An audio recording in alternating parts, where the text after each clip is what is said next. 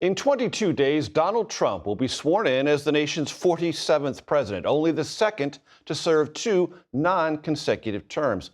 For more perspective on the most powerful position in the world, we spoke with David Rubenstein, the co-founder and co-chairman of the Carlyle Group. His new book, The Highest Calling, studies the highs and lows of some of this country's most consequential presidents. How would you compare, based on your study of the presidency, our unsettled times now to unsettled times past? Well, nothing is as bad as a civil war when we had 3% of our population killed, and the fighting in Washington was so bad that about 60 different times members of Congress hit other members of Congress on the floor of the Congress. So we're not quite there yet. Clearly, we're going into some uncharted waters because we have a president coming back who had been president before. That hadn't happened since Grover Cleveland was reelected in 1892.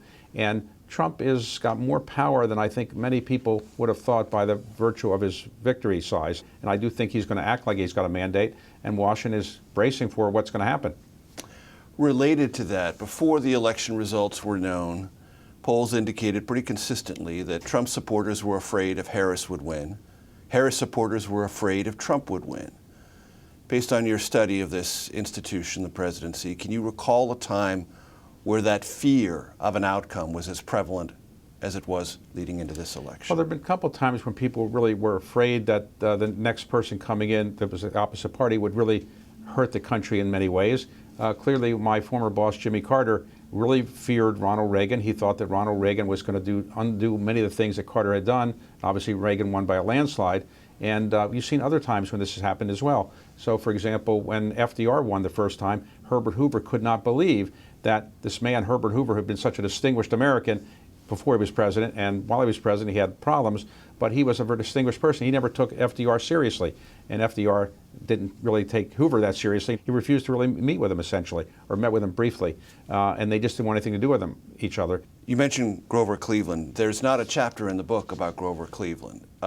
Is there anything that retroactively fascinates you about the Cleveland presidency now that Trump has returned to office, or are you similarly fascinated by the time in which he was president, the Gilded Age? Grover Cleveland was a Democrat, former governor of New York, very well respected, but he lost the election in 1888, and he came back in 1892.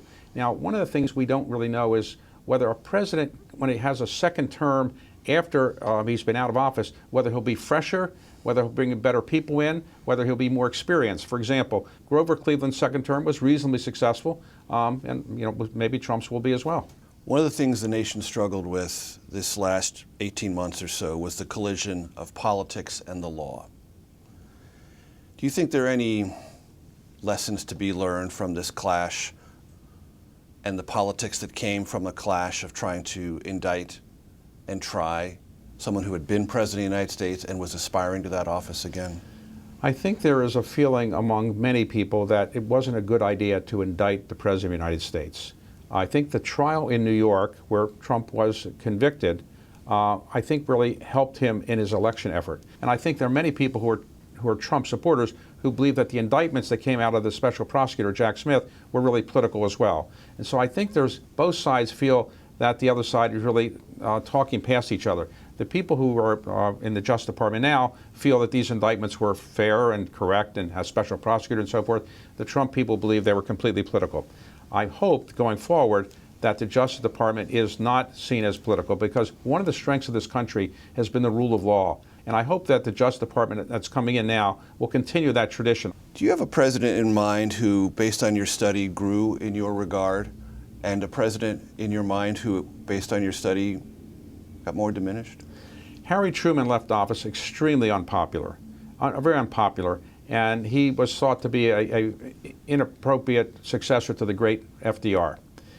Now, because of books by David McCullough and other people who have written great books about Truman, people see him as one of our great presidents, because post-World War II, he helped end the war because he dropped the atomic bomb, which many people say was a mistake, but I would say many historians think it was necessary. And he never doubted.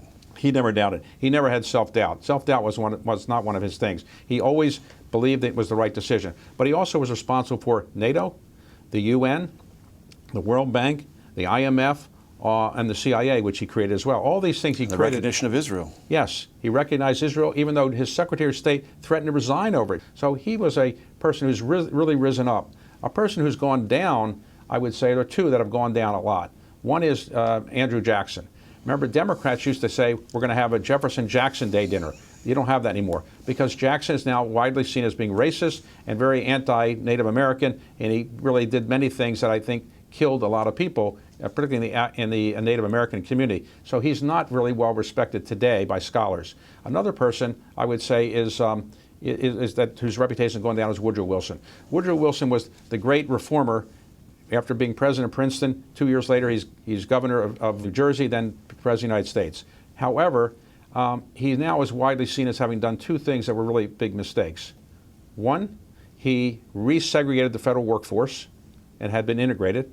Two, and this is very damaging, I think, as well, he had a stroke, and with about 18 months to go, he couldn't really do what he had done before. He hid that from the public, and his wife essentially became a shadow president. She was really making decisions and deciding things that maybe he should have decided, and the public didn't know this, and that was a big problem.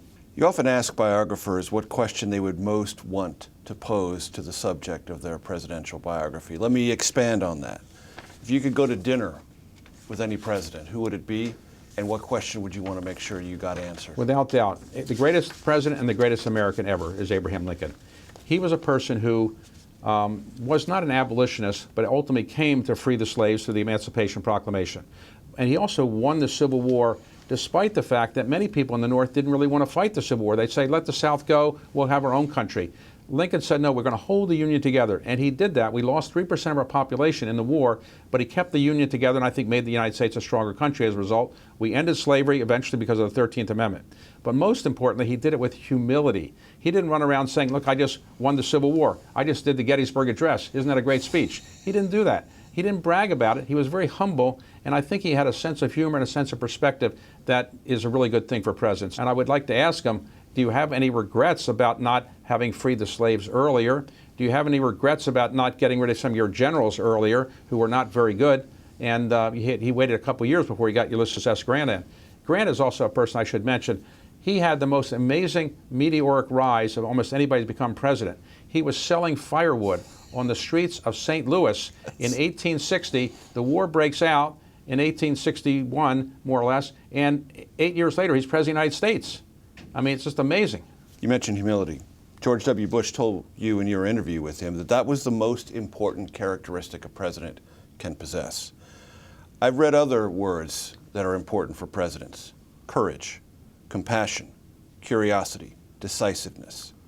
Based on your study, what would you say is the most important? I think the most important thing is having a perspective that you really want to do what's right for the American people. You're not trying to make money, you're not trying to feather your own nest, you're not trying to worry about history, you're just trying to do what's best for the American people. The qualities that I admire in leaders are people who are reasonably intelligent but not geniuses. You don't have to be a genius to be a great president. People who are willing to listen to other people, people that have some humility, people that are highly ethical. Those are the qualities that I think great leaders have in any area. Overall, we've gotten some pretty talented people who've served as President of the United States, and we've been fortunate.